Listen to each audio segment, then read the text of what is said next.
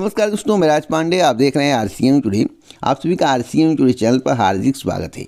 इस चैनल के माध्यम से लगातार आपको ऑथेंटिक जानकारी दी जाती है, वही जानकारी दी जाती है जो पूर्ण सत्य होता है।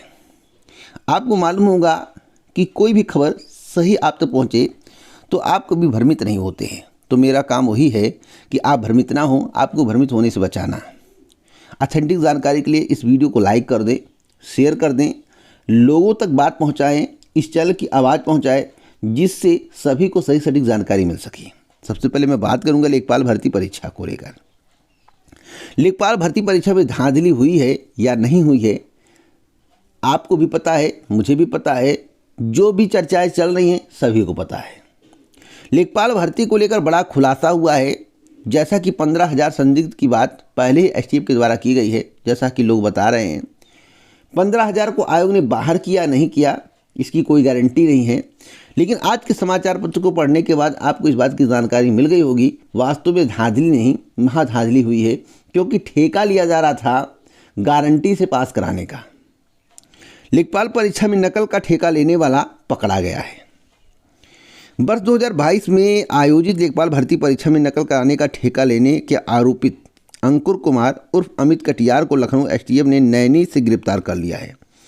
अंकुर काफ़ी दिनों से फरार था, उस पर इनाम घोषित था। लेखपाल भर्ती परीक्षा में नकल कराने और भर्ती कराने का ठेका लेने वाले गिरोह का भंडाफोड़ एसटीएफ ने किया है। तब कई आरोपी जेल गए थे। इसी मामले में अंकित उर्फ अमित पुत्र रामदत्त निवासी पीताम्बरपुर सिकंदरा कानपुर देहात फरार हो गया था। इस आरोपित पर इनाम घोषित था। काफ़ी दिनों से एसटीएफ इसे तलाश रही थी। सटीक सूचना पर लखनऊ एसटीएफ ने गुरुवार को नैनी इलाके में नए यमुना पुल के पास आरोपित को दबोच लिया। अब केस दर्ज होगा, नौटंकी होगी, पूछा जाएगा। अब एक बात ध्यान रखना कि इस व्यक्ति के माध्यम से कई राज खुल सकते हैं।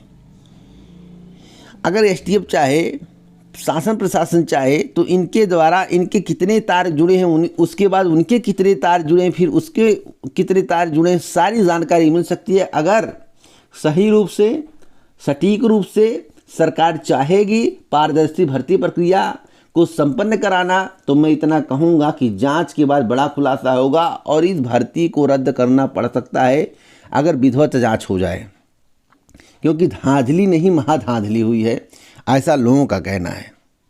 कटाव की जहाँ तक बात है, तो हमने बोला है, कुछ लोग कह रहे हैं कि भैया दहाई का अंक नहीं पार होगा, इकाई का अंक नहीं पार होगा।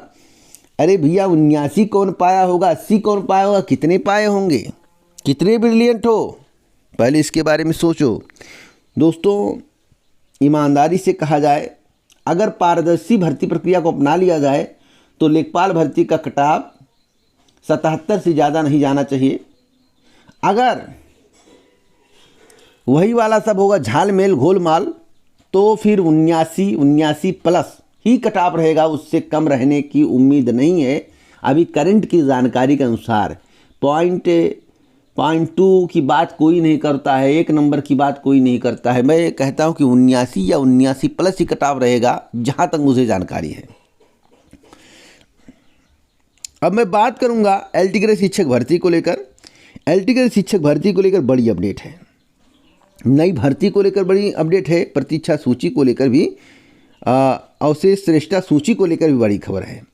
एलटी ग्रेड शिक्षक भर्ती 2018 के अभ्यर्थियों ने अवशेष श्रेष्ठता सूची जारी किए जाने की मांग को लेकर बृहस्पतिवार को उत्तर प्रदेश लोक सेवा आयोग पर प्रदर्शन किया। दरअसल एलटी ग्रेड शिक्षक भर्ती 2018 के तहत कई विषयों की अभिलेख सत्यापन की प्रक्रिया, बड़ी संख्या में चयनित अभ्यर्थी शामिल नहीं हुए हैं और सीटें खाली रह गई हैं।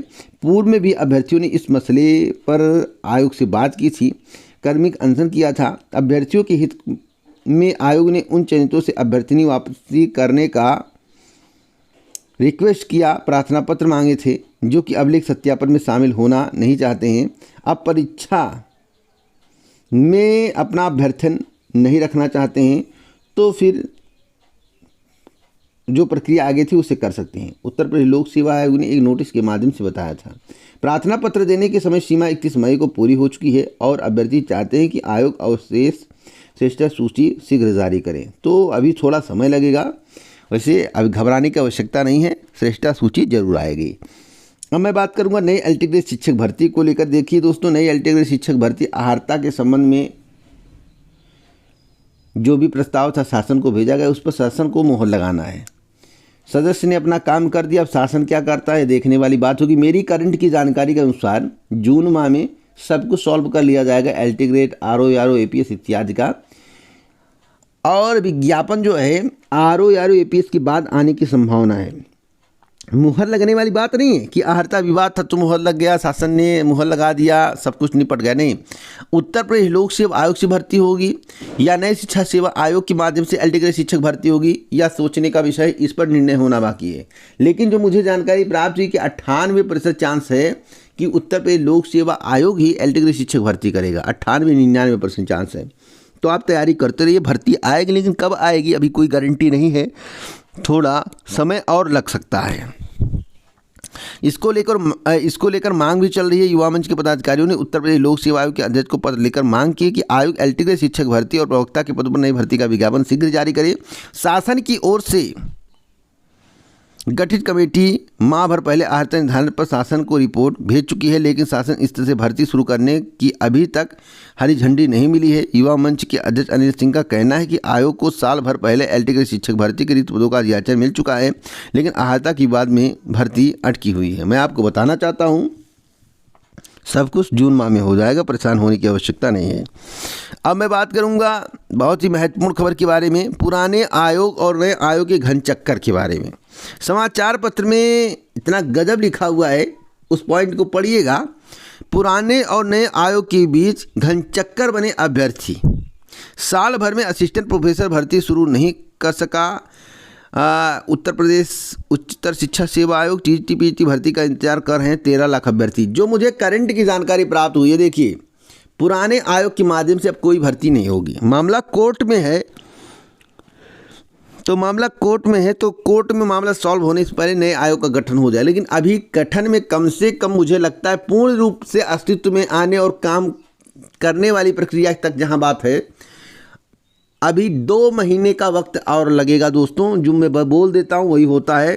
अब देख लीजिएगा, अध्यक्ष आएंगे, सदस्य आएंगे, पहले आयोग बनेगा, अध्यक्ष सदस्य आएंगे, उसके बाद आगे की प्रक्रिया होगी। तो परेशान होने की आवश्यकता नहीं है। जहाँ तक रही असिस्टेंट प्रोफेसर भर्ती परीक्षा कब होगा, तो दोस्तों मैं आपको बताना चाहता हूँ अभी वक्त लगेगा, समय लगेगा। टीटीपीटी परीक्षा में समय लगेगा, क्योंकि नए आयोग के गठन में 2 महीने का समय लगेगा, तो उसके बाद परीक्षा में भी 2 महीने का समय लगेगा। कुल मिलाकर 3 से 5 महीने आपको वेट करना पड़ सकता है अधिकतम। अब बात करेंगे आपदा मित्र की भर्ती को लेकर दोस्तों। सभी 75 जिलों में तैनात होंगे आपदा मित्र। भर्ती संविदा पर होगी या आउटसोर्सिंग पर होगी, या कंफर्म नहीं है। आउटसोर्सिंग पर करने का प्लान चल रहा है।